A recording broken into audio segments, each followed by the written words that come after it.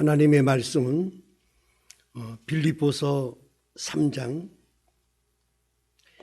12절부터 14절까지 말씀입니다. 제가 빌립보서 3장 12절부터 14절까지 말씀을 읽어드릴 때 성령님께서 하나님 음성으로 듣는 은혜가 있으시기를 소원합니다. 내가 이미 얻었다 함도 아니요 온전히 이루었다 함도 아니라 오직 내가 그리스도 예수께 잡힌 바 된 그것을 잡으려고 달려가노라. 형제들아, 나는 아직 잡은 줄로 여기지 아니하고 오직 한 일, 즉 뒤에 있는 것은 잊어버리고 앞에 있는 것을 잡으려고 표대를 향하여 그리스도 예수 안에서 하나님이 위에서 부르신 부름의 상을 위하여 달려가노라. 아멘. 옛말에 호랑이는 죽어서 가죽을 남기고 사람은 죽어서 이름을 남긴다 하는 아주 명언이 있습니다. 사람이 태어나서 일생을 살다가 죽은 후에는 그 사람의 일생에 성공적인 삶을 살았느냐 실패한 삶을 살았느냐 이름으로 남는다는 것입니다. 어떤 실패한 사람들은 실패자 이름을 남게 되죠. 우리 참 인류 역사상의 최고의 실패자가 누구냐 하면은 빌라도가 아닌가 생각이 됩니다. 우리 조금 전에도 우리 신앙 고백할 때 빌라도에게 고난을 받으사 전 세계에 많은 우리 그리스도인들이 주일날 날만 되면 다 이런 고백을 하게 되죠. 그 위에 히틀러 같은 사람, 이런 사람은 아주 인류에게 나쁜 것을 준 그런 이름으로 남게 됩니다. 또 세상에서도 이 성공한 사람이 있죠. 어떤 분야에서 많은 인류에게 공헌한 사람들에게 주는 그런 분들은 노벨상, 대표적인 노벨상이죠. 노벨상이 있는가 하면은 또 어떤 특수 예술이나 운동 경기 중에도 야구 이러면은 야구는 뉴욕 스타디움에 가면은 그 야구 선수로서 그 업적을 낸 사람들, 특히 베이브 루스 이런 이름이 기록되어 있어서 많은 선수들이 거기 기록되는 것이 또한 꿈이기도 하죠. 그래서 세상에서 이런 훌륭한 일을 하게 되면은 반드시 이름과 함께 또 상이 남게 됩니다. 근데 더 큰 훌륭한 그 성공한 사람이 누굴까? 이건 그리스도인이죠. 세상 사람들은 남에게 유익을 주고 인류 공헌을 준 그런 사람들에게 주지만은 우리 그리스도인들은 또 하나 상이 있는데 하나님 영광을 위해서 하늘나라 위해서 참 이 공헌을 한 그런 사람들에게는 우리가 이 세상 사람은 죽으면 그저 끝이지만은 우리는 하늘나라에 가서 상을 받게 되죠. 그래서 그리스도인이 성공한 삶은 인류에게도 유익을 주지만은 또 하나님의 영광을 위해 사는 삶, 이런 삶을 사는 사람은 이 땅에서도 상을 받지만은 영원한 우리 하늘나라 천국에 가면은 상을 받는 그런 그리스도인들이 성공적인 삶을 살았다. 이렇게 성경은 우리에게 말씀해 주고 있습니다. 제가 몇 개월 전에 참 가을에 오랜만에 그 코로나 독특으로 우리 한기쁨 선교사하고 한중국 선교사 네 분하고 우리 내외하고 참 여행을 갔습니다. 참 지리산에서 그 기도원의 숙소를 정해놓고 남해안에 통영이나 또 거제도가 앞바다를 바라보면서 참 그 바다와 산과 아름다운 경치를 보면서 많은 위로를 받고 또 많은 대화를 나눴습니다. 참 두 분은 세월이 많이 흘러서 우리 안기쁨 선교사는 고등학교 1학년을 만났는데 벌써 이제 환갑이 다 됐다고 그래요. 한종구 선교사도 이제 뭐 70을 바라보고 우리는 이제 80을 바라보는 세월이 많이 흐르는 가운데 함께한 믿음의 동력자였죠. 우리 교회가 이제 설립할 때 바로 그 전해에 그 중국의 그 대학을 설립하면서 그 황무지 같은 땅을 개간하면서 함께 시작했기 때문에 그 중국의 그 와이대학은 우리 교회하고도 많은 연관이 있는데 거기에 우리가 그 두 분이 동참을 하고 한 분은 치과 의사로서 여기서 개원하다가 그걸 포기하고 거기 가서 치과를 개원해서 무료로 치료하면서 복음을 전하고 또 목사로서 또 교회에서 목회를 하면서 많은 거기서 이 눈물의 참 씨를 뿌렸죠. 우리 또 한종국 선교사는 여기서 건설회사 대표로 있다가 그걸 포기하고 거기 가서 많은 그곳의 모든 건물을 다 무료로 설계하고 시공하고 또 중국에서도 많은 교회를 이렇게 건축하고 세우는데 설계하고 그 무료로 많이 봉헌을 했습니다. 그래서 그곳에 참 그 박영원 목사님은 오래 그 계신 분이고 많은 선교사들을 만나는 분이 저에게 그때 그런 이야기를 하더래요. 이 두 분은 이 시에서 이름이 남길 자다. 참 그렇게 칭찬을 들었습니다. 그래서 그런 가운데 이번 여행하는 가운데 뭐 지나간 날을 우리가 쭉 이야기하면서 또 앞날을 설계하고 참 좋은 시간을 가졌는데 우리 모두에게 참 지나간 날이 어땠는가 뭐 후회되는 게 있냐니까 다 똑같이 참 보람되고 다시 한번 우리가 태어나도 이와 같은 일을 하겠다 이런 참 고백이 있었습니다. 그래서 지금 현실적으로 보면은 뭐 돌아와도 뭐 집도 없고 아무것도 없는 그런 상황이지만은 세상 사람 눈으로 볼 때는 저 사람들이 실패한 사람 아니냐 이렇게 이야기할 수 있지만은 성경은 성공적인 삶을 살았다 이렇게 말씀하고 있습니다. 저는 이 말씀 묵상하면서 그리스도인이 성공적인 삶이란 무엇인가 한번 생각해 볼 때 성경적으로 보면은 저는 두 가지 질문을 항상 해야 된다고 생각합니다. 우리 전도 폭발에서 질문한 대로 정말 당신이 죽으면은 오늘 밤에 천국에 들어갈 자신이 확신이 있는가? 이거 굉장히 심각한 문제입니다. 제가 목회하고 많은 주위 분들 봐도 교회는 열심히 다니고 집분도 있는데 저 사람이 정말 천국 갈까? 그렇게 생각하는 분들이 너무나 많고 성경적인 복음을 믿지 않고 자기 자신을 믿는 자기들에서 천국 가겠는가? 이게 굉장히 중요합니다. 여기 가야지 그리스도인이라는 우리 칭호를 듣지 않습니까? 두 번째는 그럼 천국 가서 주님 앞에 섰을 때 당신을 위한 상을 준비했다고 확신합니까? 정말 상 받을 자신이 있느냐? 여기에 우리가 아멘을 내가 하는가? 여기에 따라서 우리 그리스도인이 참 성공적인 삶을 살았는가? 내가 지금 그 성공적인 삶이 아닌 실패한 삶을 살았는가? 갈림길이 놓인다고 생각이 됩니다. 오늘 이 본문을 기록한 사도 바울은 어떤 삶을 살았습니까? 그는 디모데후서의 그 마지막 그 서신에 기록할 때 마지막 유언의 그 유언의 말씀이죠.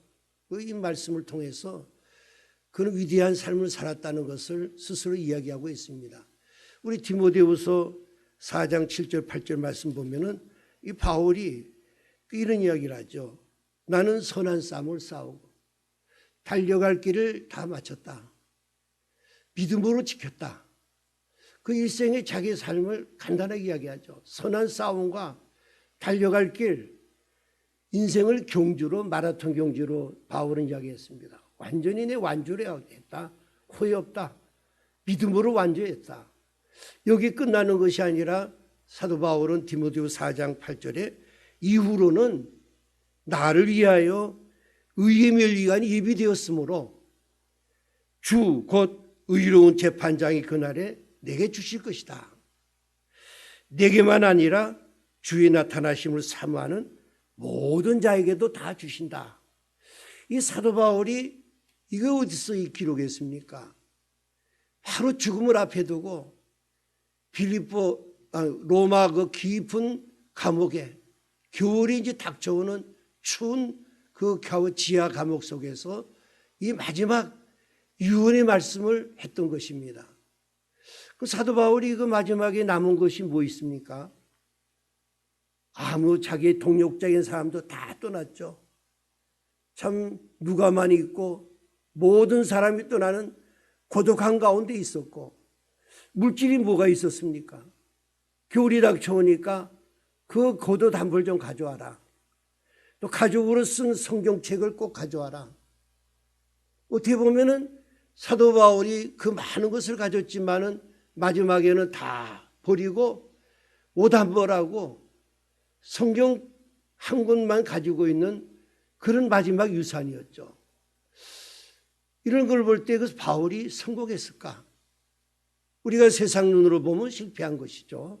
그러나 사도 바울은 성공했다는 것이죠.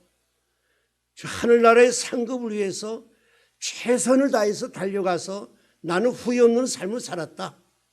부끄러움없는 삶을 살았다. 나에게는 분명히 한나라의 상입이 되었다는 이 마지막 이 유언, 참 이 유언은 아무나 할 수 있는 것이 아니죠. 우리가 죽으면은 비문을 씁니다. 우리 어머님이 이제 금년 102세가 되죠. 근데 항상 죽음을 준비하면서 말씀해요. 내가 죽으면은 바로 이 사도 바울의 이 말씀을 비문에 써달라. 저는 우리 어머니지만은 평가해 보면은 정말 있을 만한 자격이 있는 분이다. 지금도 그 연세에 그렇게 정신이 말똥하면서 그저 들어가면은 교회가 어떠냐. 이름을 다 외워야지. 애들 이름까지 다 외우면서 날마다 기도로서 마지막 주님 부를 때까지 최선을 다해 달려가는 그 모습을 보면서 우리 어머님은 참 이 말씀을 기록할 만한 자격이 있구나. 저 자신은 한번 생각하면 나는 내가 이런 자격이 있는가. 바울 같은 마지막 유언의 이 말씀을 내가 정말 유언으로 남길 수가 있는가. 날마다 저는 저 자신을 돌이켜보는 것입니다. 사랑하는 여러분, 오늘 우리에게 주어진 것은 무엇입니까? 이제 얼마 남지 않은 이 남은 삶을 통해서 나도 정말 주님의 영광을 위해서 최선을 다해서 하늘나라 가서 이 바울과 같은 고백을, 마지막 유언의 고백을 내가 할 수 있는 삶을 살아야 되겠다. 함께 우리가 결단하는 시간이 되기를 바랍니다. 그럼 사도 바울은 어떠한 삶을 살았기 때문에 이와 같은 성공적인 삶을 살았는가? 오늘 세 가지를 들어서 말씀을 드리고자 합니다. 사도 바울은 분명한 목표, 표대가 있었다는 거죠.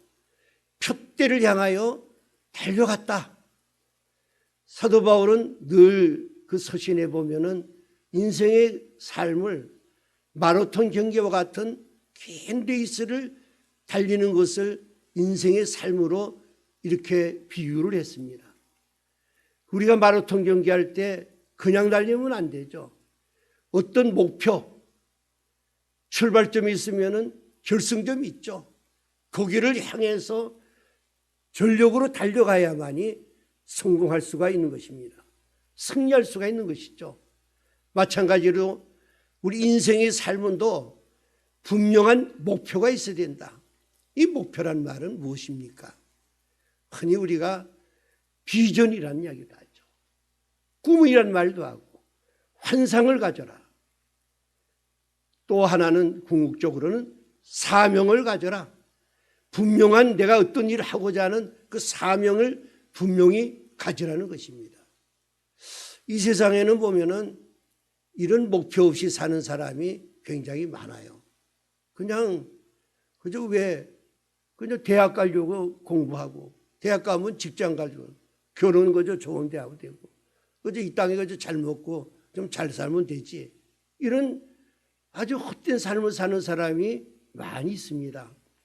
저는 이런 사는 사람을 권태형이라 이렇게 이야기하고 있습니다. 지루해요, 그런 사는 사람은. 뭐 눈만 떠도 오늘 하루가 또 시작이 됐나? 또 나이 든 사람은 내 죽을 때 다 되는데 오늘 하루를 어떻게 지내지? 하루하루가 지겨운 삶을 살아요. 그런 사람들은, 저는 특히 나이 든 사람은 이 소가 이 도살장에 끌려갈 때 보면요, 어정어정 갑니다. 또 안 죽으려고 걸음걸이가 소걸음같이 어정어정 가요. 목표 없는 삶은, 그저 내일 죽는다고 생각하는 사는 사람은 이 땅에 헛되기 때문에 걸음걸이 맙니다. 저도 이제 나이가 들어서 우리 주위의 노인들도 보고 친구들도 보면은, 특히 우리 뭐 지하철 보면은 왜 이렇게 나이 많은 사람이 많아요. 뭐 그분들이 일이 있어 가는 게 아니에요. 오늘 어디 가서 뭘 먹고 어디 가면 뭐가 싸게 해주고, 그죠? 때가 져가지고 그저 어정 다녀요. 그것이 젊은이도 마찬가지죠. 왜냐하면은 그들 이 땅에 다라고 생각하기 때문에 삶의 목표가 없어요. 그냥 하루하루 살다 죽으면 되지. 걸음걸이 보면 안 됩니다. 또 한편으로는 사슴의 발같이 뛰는, 사슴은요 힘이 있습니다. 우리 사슴의 노경 다 힘이 있죠.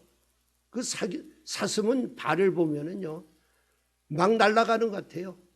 제가 어렸을 때는 사슴을 봤는데 산 밑에서 봤는 것 같은데 조금 있으면은 산 위로 올라가 있어요. 그만큼 가볍고 힘있게 달린다. 우리 인생의 삶이 목표가 불명한 삶은 걸음걸이가 틀립니다. 아침에 눈을 뜨면은 오늘도 하루가 시작이 되었구나. 오늘 어떻게 하나님 기쁘게 하고 어떻게 살지. 직장에 나가서도 오늘 어떻게 하나님 이웃에게 많은 이익을 지. 이러면서 아주 원동력이 생겨요. 그건 걸음걸이부터 틀립니다. 제가 오랜만에 친구를 만나면은 저 사람은 목표가 있게 사느냐 아니면은 헛되게 사느냐, 걸음걸이 보면 알아요. 걸음걸이 어정어정. 사랑하는 여러분, 여러분이 이 목표를 가지시기 바랍니다. 세상에서 이런 목표가 있으면은 그래도 힘이 생기죠. 고생을 해도 그 고생의 값어치가 있기 때문에 힘들지 않아요. 근데 우리 그리스도인들은 그 세상 사람들도 경영학이라는 게 있습니다. 뭐 회사도 경영을 해야 되고 가정도 경영하는 거고 어떻게 보면 교회도 경영에 들어갈 수가 있죠.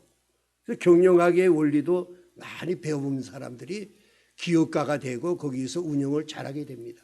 근데 그리스도인들은 그리스도인의 경영학이라고 있습니다. 그리스도인의 경영 철학은 하나님의 말씀이죠. 특히 솔로몬의 지혜와 같은 잠언이나 이런 말씀을 잘 읽으면은 그 지혜가 생기기 때문에 우리가 하나님 주신 목표를 가지고 뜻을 가지고 그 다음에는 그 전술과 전략이라는 게 있죠. 전략은 장기적인 걸 이야기하죠. 5년 후에 일어날 일들, 그 다음에 전술은 현재 있던 일들, 이거를 잘 계획을 세워가지고 그걸 운용해 나가는데 사도 바울은 달려간다고 그랬어요. 그 다음에는 열심히 운영해야죠. 열심히 땀과 또 노력을 하게 되면은 그 결실을 맺는 것입니다. 우리나라가 참 60년대만 해도 참 북한보다 못 살았습니다. 굉장히 가난했어요. 70년대 와서 경제적인 부흥이 일어났습니다. 경제적인 부흥과 함께 우리 교회도 엄청나게 부흥했어요. 그 당시에 오일 쇼크가 있고 어려울 때 많은 사람들이 실망할 때 그때 우리 순복음교회 나갔습니다. 본교회 놔두고도 저도 오전 예배 드리고 나서는 낮 예배 드리고 나서는 오후에는 거기 갔어요. 왜냐하면은 조영기 목사님이 그때 메시지가 너무나 힘이 줬어요. 그 앞에 가면은 지금도 눈이 선해요. 마가복음 9장 23절 믿는 자에게 능치 못할 일이 없느냐. 할 수 있거든이 무슨 말이냐. 믿는 자에게 능치 못할 일이 없다. 그 다음에 조영기 목사님 메시지가 여러분 꿈을 가져라. 비전을 가져라. 꿈을 꾸면 주님이 이루어 주십니다. 그 메시지가 많은 사람들에게 힘이 되고 위로를 받았습니다. 그러나 그 메시지가 올바로 전했지만은 받아들이지 못했죠. 잘. 그냥 꿈을 가지라니까 내가 계획을 세우고 내 뜻을 정하고 내가 이렇게 해야 되겠다고 세워놓고는 막 기도하고 하면은 이루어진다. 그러니까 또 기업들도 그걸 봐가지고 회사에서도 신입사원 이렇게 훈련할 때도 그 강당에 모아놓고 너희는 할 수 있다고 해라. 생각해라. 회사를 위해서 여러분이 노력하면 됩니다. 거의 묵상을 하고 그랬어요. 그러나 이 성경적으로 보면은 이것은 좀 잘못된 것이죠. 그때 적극적인 사고방식, 이건 내가 마음먹으면 된다. 이렇게 잘못 생각했어요. 그래서 교회가 부흥하고 나라가 부흥하고 교회는 올바른 비전을 못 줬어요. 왜냐하면 교회의 사명은 하나님이 우리 교회의 사명은 바로 땅끝까지 복음을 전파하는 이 사명인데 거기는 등한시하고 우리가 예배당을 줘야 됩니다. 우리가 기도원을 사야 됩니다. 우리 교회에 묘지가 있어야 됩니다. 다 하나님이 엄청난 복을 주셔서 다 채웠지만은 그 다음에 하지를 못했어요. 그래서 한국 교회가 침체가 되고 이웃을 바라보지 못하기 때문에 지금 사회로부터 손가락질을 당하고 이런 일이 벌어졌던 것입니다. 이건 하나님 말씀을 우리가 잘못, 하나님 주시는 비전을 가지라는 것이죠. 여러분, 칼 힐티, 이분은 스웨덴의 교육자요. 참 그런 훌륭한 사람이 한 말이 있죠. 인생의 최고의 날이 언제냐? 우리가 인생의 최고의 날이 다 언제라고 물어 어떤 분은 내가 이 성공한 날을 이야기할 거예요. 내가 고등고시 파스가 되고 의사고시가 파스 되고 돈을 벌고. 그래서 이 칼일띠는 성경적으로 이야기했습니다. 인생의 최고 날은 그런 날이 아니고 자기의 역사적인 소명, 또 하나님이 이 땅에 나를 왜 보내셔서 어디에 쓰시려고 나를 보내셨는가, 이거를 깨닫는 날이 바로 인생의 최고의 날, 성공의 날이라고 그랬습니다. 이 시간에도 많은 분들이 그저 물질을 얻고 명예를 얻고 이런 것이 자기의 성공으로 생각하지만은 가장 중요한 거는 하나님이 이 땅에 나를 왜 보내서 어디 쓰시려는가, 이 사명을 깨닫는 날, 이 비전을 깨닫는 날이 바로 성공적인 날이 되는 것입니다. 윌리엄 크로커라는 그 미국의 교수가 일본 삿포로 대학에서 그 학생들을 가르쳐 줄 때 한 유명한 말이 있습니다. Boys be ambitious 그랬어요. 소년들이요, 야망을 가져라. 굉장히 유행했습니다. 이 말이 교회에서도 Boys be ambitious. 바로 소년 여러분 야망을 가지세요. 비전을 가지세요. 그러나 이거는 거기만 생각하면 안 돼요. 잘못 생각해서 이 말은 바로 우리 어떤 욕망을 가지라는 거구나. 그 자기 욕망을 생각했어요. 그래서 어떻게 생각했습니까? 사실 저도 그렇고 우리나라 많은 사람들이 어떤 목표를 정할 때 자기 스스로 욕망을 채우기 위한 그 목표가 있는가 하면은, 또 하나 우리나라 잘못된 거는 부모가요 자녀들에게 욕망을 채워주려고 그래요. 우리나라 사람들이 참 이과에서 좀 잘하는 사람들은 의사 되려고 그래요. 또 인문계통에서는 무조건 사법고시 파스 되려고 그래요. 근데 본인들이 의사도 있지만은 우리나라 사람들이 과거에 참 억눌려 살다 보니까 이거 어떻게 부모가 채우기 위해서 은연중에 내가 하지 못한 걸 네가 해라, 이런 뜻으로 네가 판사 되라, 검사 되라, 너는 의사 되라, 자기의 어떤 취향도 생각 안 하고 무조건 강요를 했죠. 그 결과 어떻게 됐습니까? 의사 돼가지고 하나님의 뜻은 뭡니까?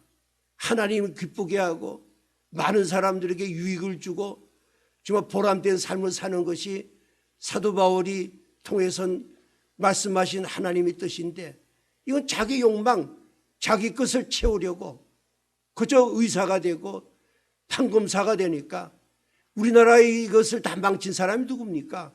사법부 사람들이에요. 대통령도 그렇고 국회의원도 그렇고 모두 앉아가지고 자기 사익 채우려고 그냥 헛되게 재판하고 헛되게 잡아놓고 이를 통해서 재판하고 또 재판하고 잡아놓고 이 놀라운 거는 그 똑똑한 사람들이 자기 욕망을 채우려고 하기 때문에 오는 현상이기도 합니다. 의사도 보면 전부 성형외과만 하려고 그래요. 기초과학을 하고 기초의학을 해야지 정말 이것이 학문이 발달되고 많은 유익을 주고 이런 코로나 같은 것도 치료할 수 있는 위대한 사람이 나오는데 나오질 않아요. 우리나라. 사랑하는 여러분, 우리 보이스비의 미시오스라 끝나는 게 아닙니다. 그 뒤에 말이 있어요. 이거는 하지 말고 돈을 위해서 하지 말아라. 두 번째는 자기의 이익을 위해서 자기의 성취를 하지 말아라. 세 번째는 자기의 어떤 명예라고 불리는 헛된 것을 하지 말고 그런 욕망을 가져라. 근데 무엇을 하라고 하냐면은 이 교수는 이랬어요. 인간이 갖춰야 할 모든 것들을 위해서 욕망을 가져라. 먼저 인간이 되라는 것. 인간이 된다. 인간이 된다는 건 무엇입니까? 인격자가 되라는 거죠. 인격자가 된다는 것은 누구를 본받아야 됩니까? 이 세상 사람은 올바른 인격자가 없습니다. 바로 예수 그리스도만이 온전한 인격자죠. 제자가 되라. 너희들이 나를 따르려면 나를 따라라. 따른다는 말은 예수님의 그 모든 인격을 닮아라. 그래야지 우리가 명예도 가지고 우리가 어떤 또 돈도 가지고 해야지 올바른 것이 되지. 사람이 제가 보기엔 그래요. 뭐 법복을 입고 뭐 거창하게 보이고 심지어 우리 목사까지도 성직자같이 보이지만은 그 보면 인간이 돼야 돼요. 인격이 없어요. 예수 그리스도를 닮는 것이 가장 우선이죠. 우리 네덜란드는 어디입니까? 뭐 그 국토가 이 바다보다도 낮은 데가 뭐 20% 30% 아주 불모지 땅이죠. 나라 크기도 뭐 우리나라의 3분의 1, 우리 남한의 인구도 한 3분의 1 되지만은 그 나라가 세계에서 잘 사는 나라예요. 스위스, 스웨덴, 덴마크 어떻게 잘 삽니까? 세계 그 수출이요 5위예요. 우리나라가 11위, 일본이 6위인데 그 많은 일을 할 수 있는 조그마한 할 수 있는 힘이 어디 있는가? 바로 그는 장로교로 세운 나라입니다. 화란 아주 보수 지금은 타락했지만은 거기 아브라함 카이퍼라는 신학자 역시 수상이 교육을 개혁했죠. 그 교육이 무슨 교육을 했습니까? 초등학교 6학년이면은 담임이 다 6학년까지 담임을 하는데 한 4년까지는요 특별하게 공부 안 가르친대요. 제자 훈련하죠. 왜냐하면은 그 교사가 이 학생이 재능이 뭔가. 우리 은사 재능은 두 가지가 있죠. 천부적인 거. 태어나기 전부터 어떤 애들은 노래를 잘하고 또 그림도 잘 그리고 과학의 소질이 있고 다 있습니다. 교육이라는 거는 그 하나님 주신 선천적인 은사를 개발하는 거죠. 그 한 4년 동안 잘 보다가 5학년 되면은 진로를 정해준다는 거죠. 너는 대학 안 가도 돼. 이 기술을 해. 너는 이거를 해. 그래서 그때부터 그들은 자기 맞는 목표 대학 많이 안 간다고 그러죠. 전문적으로 거기에 들어가면서 기도하면은 그것이 위대한 인물이 되고 그 나라를 살려간다는 것이죠. 우리나라도 마찬가지입니다. 우리 어려서부터 유심히 봐야 됩니다. 자녀들을 잘 보고 얘가 어디에 특성이 있는가 무조건 영어해라. 뭐 해라. 뭐 하라는 걸. 그걸 잘 개발해서 기도하고 하면은요 그 위대한 사람이 될 수 있죠. 에디슨 같은 사람은 초등학교도 못 나왔죠. 2학년 3학년 때 퇴학당했죠. 도저히 못 가르친다고. 1 더하기 1이 뭐냐니까 2라니까 하나예요. 그러니까 선생님이 야, 넌 못 가르쳤어. 그 엄마가 그 교육을 시켰죠. 신앙으로 시키고 해서 100가지가 넘는 발명 특허를 낸 거죠. 막 이 문제가 해결되면은 집 문제도 해결돼요. 뭐 학원에 때문에 집값이 오르고 정말 피곤한 나라예요. 오늘 사랑하는 여러분, 이 비전을 우리가 가져야 될 줄로 믿습니다. 오늘 그런 사도 바울은 어떤 비전을 가졌는가 굉장히 중요하죠. 사도 바울은요, 분명한 자기의 인생의 뜻이 있었습니다. 참 가문이 좋았죠.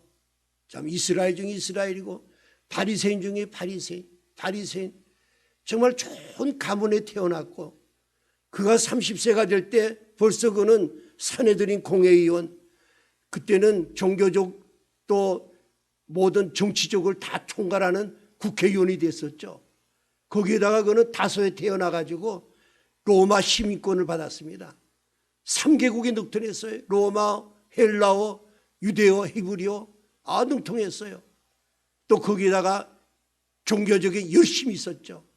분명히 자기 유대교 신병자니까 예수 믿는 사람은 잘못된 것이다, 분명하게 그들을 자꾸 박해하는 것이 그게 또 열심이었습니다. 하나님은 이런 열심 있는 자를 쓰는 것 같아요. 그의 분명한 자기의 뜻은 내가 나중에 가멜리의 문화 생이 되어서 가몰라면 같은 훌륭한 학자가 되든지, 그때 또 인정받은 사람이 철학자죠.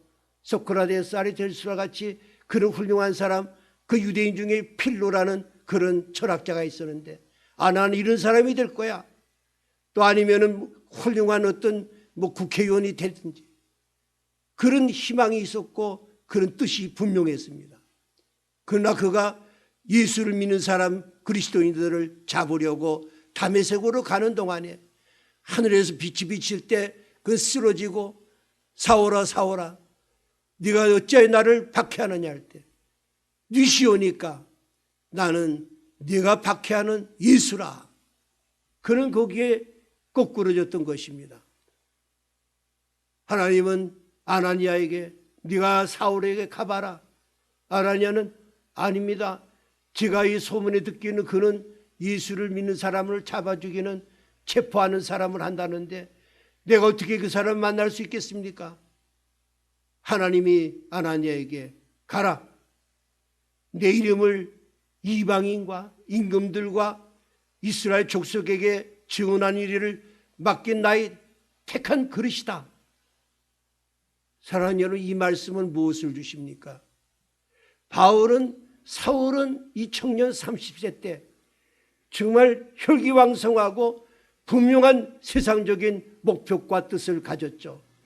그러나 하나님의 그 뜻을 갖기 훨씬 이전에 바로 이 은총의 포로로 사울을 사로잡았던 것입니다. 오늘 성경은 가장 이 은혜로운 말씀이죠. 그리스도 예수께 사로잡혔다 그랬습니다. 그리스도 예수께 사로잡힌 바 그것을 그것을 잡으려고 달려간다고 그랬습니다. 사랑하는 여러분, 바로 사도 바울은 자기 뜻대로 어떻게 보면은 사탄의 포로가 되어서 끌려다녔지만은 이제 바로 부활하신 예수님을 만나고 나서 그는 자기의 뜻대로 가는 것이 아니라 이제부터는 하나님의 뜻대로, 나같이 이렇게 예수를 핍박하고 교회를 핍박한 나를 이렇게 사로잡아 주신 그 예수님이 나를 사로잡아 줬어요. 나는 이제 예수님의 뜻대로 이제부터 살겠습니다 하는 변화가 일어났던 것입니다. 사랑하는 여러분, 우리는 내가 계획 세우고 내가 뜻을 세우지만은 하나님의 뜻과 계획은 우리를 향하신 놀라운 뜻이 있습니다. 그 사명을 깨닫고 그 사명에 대해서 내가 절대적으로 순종하고 복종하고 따르는 것, 이것이 바로 승리의 삶이 되는 것입니다. 많은 분들이 이렇게 생각해요. 내 뜻을 정해놓고 하나님의 뜻을 거기에 자꾸 맞추려고 그래요.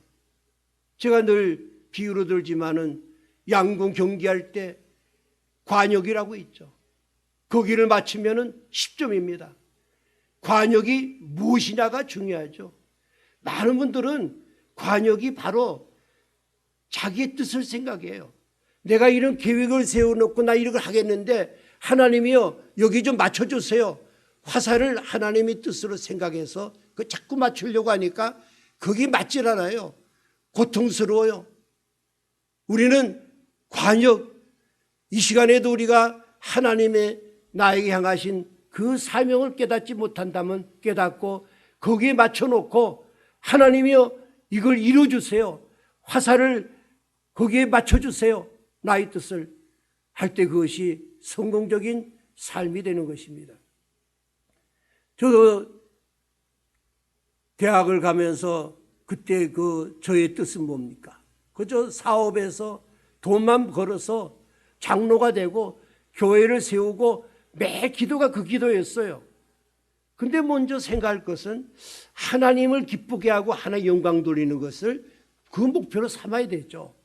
그것이 아니고 그저 내 생각하는 것을 가졌고 하나님 그저 사업장에 목사님 모셔놓고 우리 복 달라고 기도하고 예배드리고 뭐 봉투 드리고 이러면 나는 복 받는다고 생각했지만은 그것은 제가 잘못된 것이었습니다.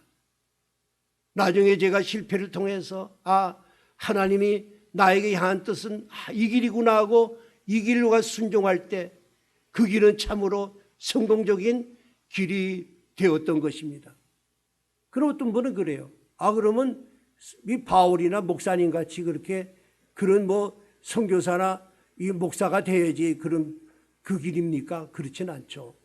우리 보면은 이 야고보서 이런 말씀이시죠. 주의 뜻이면 살기도 하고 이것도 하고 저것도 하리라. 이 말하면은 하나님의 뜻이면은 이것도 하고 저것도 하리라. 내가 목사가 돼도 하나님이 기뻐하고 또 내가 사업가 돼도 기뻐하기 때문에 하나님 어떻게 하면 기쁘게 하는 것을 하는 것인가? 내가 직장 생활을 통해서도 하나님 기쁘게 하면은 그게 하나님의 뜻이죠. 우리 잘못된 분들은 예언하는 분들이래요. 막 사업하다 실패하면은 목사가 되라고 예언 나왔는데 안 해서 고통받으니까 바로 목사가 돼야 된다고. 이런 거는 성경적이 아니죠.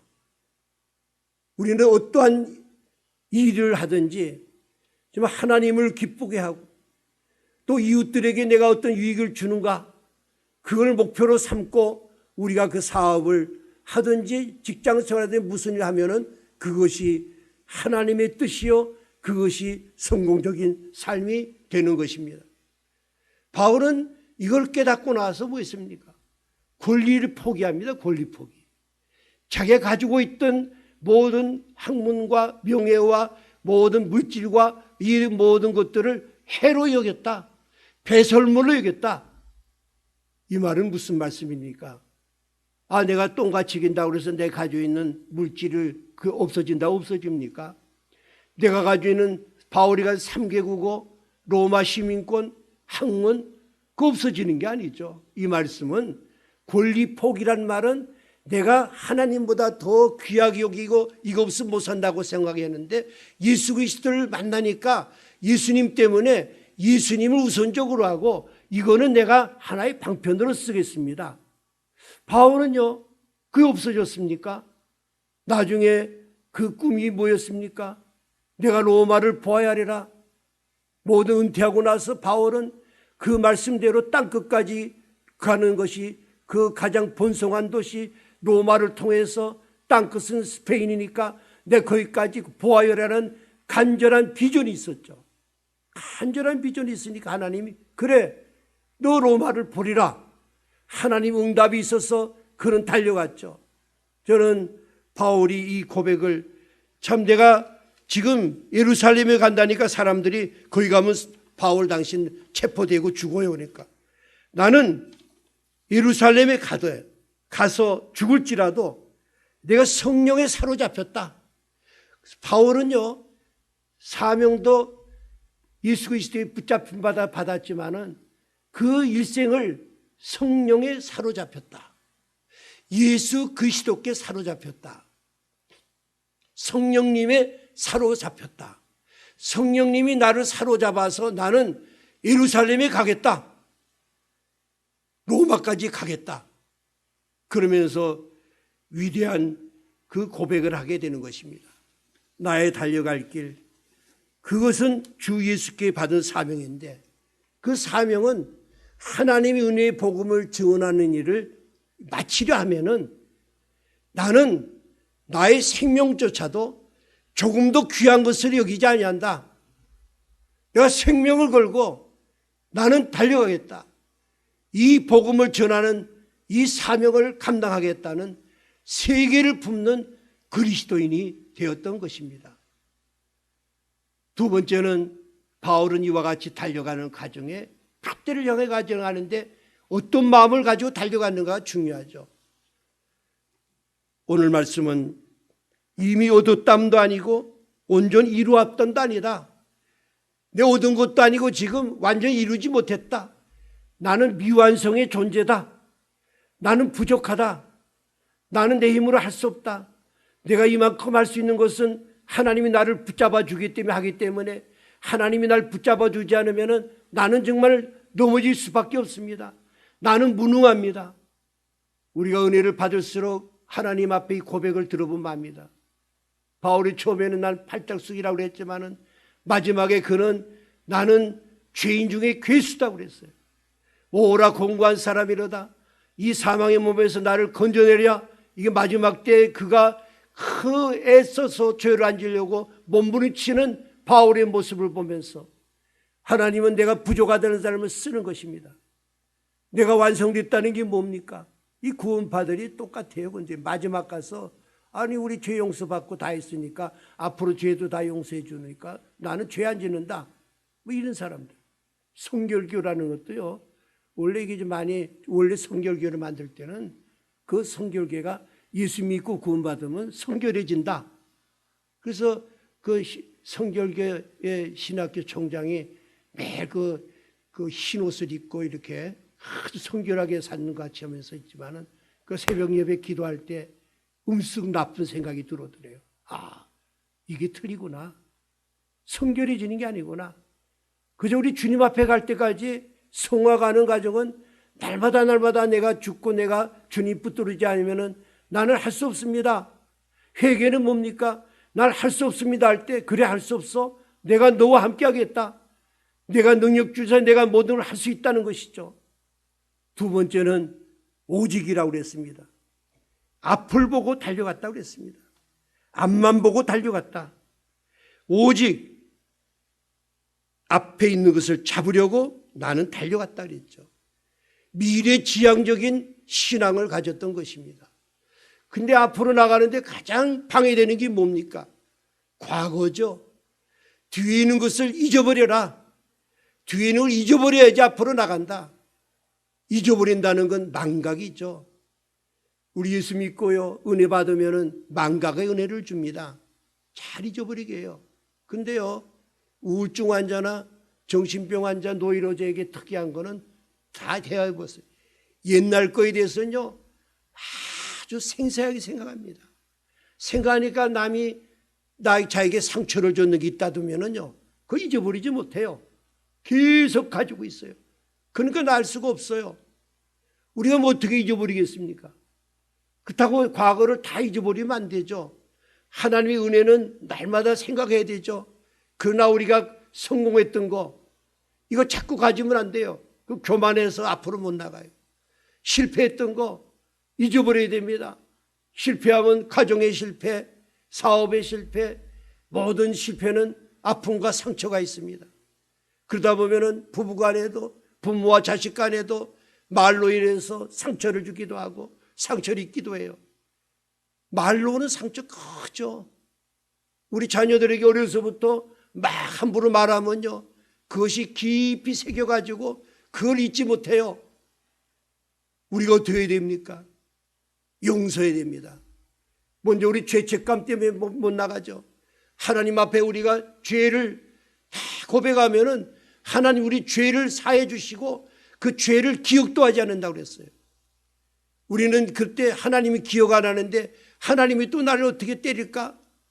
그런 생각을 하면은 우리가 이 과거로부터 벗어날 수가 없어요. 우리가 주님 앞에 용서를 회개하게 되면은 이미 다 용서해 주셔서 우리 죄를 기억도 하지 않기 때문에 우리는 지나간 날에 죄 지은 것, 죄의식으로부터 자의함을 받으시기를 바랍니다. 또 남에게 상처를 준 거는 우리가 그를 용서하고 회복시켜줘야 돼요. 내가 용서했다고, 잘못했다고 고백해야 돼요. 우리나라가 이렇게 앞으로 못 나가는 게 뭡니까? 매일 과거 청산한데요. 그 5년 임기 동안에 4년을 과거 청산하고 잡아놓고 뭐하고 일본 놈하고 앞제비다. 그 일본 놈 앞제비 옛날 이야기를 왜 자꾸 합니까? 지금 세대가 바뀌고 일본 젊은이들은 오히려 지금 과거 틀려요. 밝고 명랑하고 금방 하나가 될 수 있는데 기존 세력들이 자꾸 왜군이 죽여라, 일본 놈 앞잡이다 이러면서 그냥 원수를 만들고 정치적인 자기의 욕구를 달성하려고 하고 북한은 보고 빨갱이라고 욕하고 자꾸 하니까 이걸 잊어버릴 수가 없어요. 우리는 지나가는 거는 다 그들을 용서하고 회복시켜야 됩니다.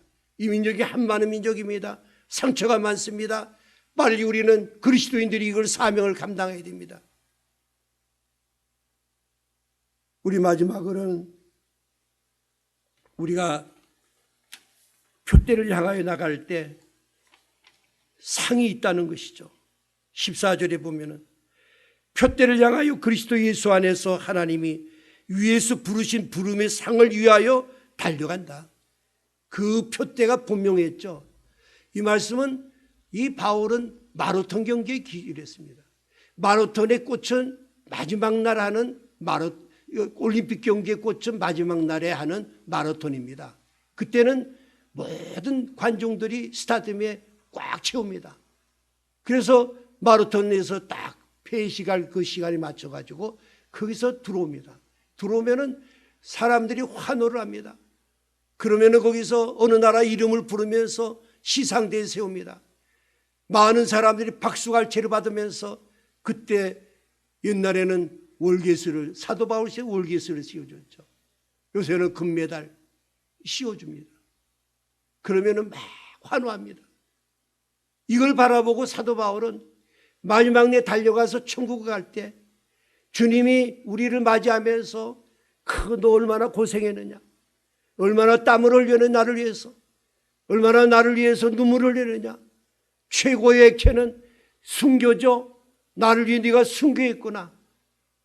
그러면서 우리를 위로해주고 상을 주시는 것을 바라봤기 때문입니다. 바울은 그거를 바라봤습니다. 하늘나라 가서 그 상 받는 거.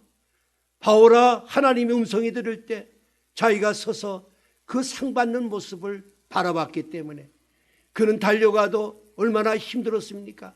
사도 바울은 고독과 추움과 박해와 정말 감옥과 멸시와 천대를 받으면서도 항상 나는 기뻐한다.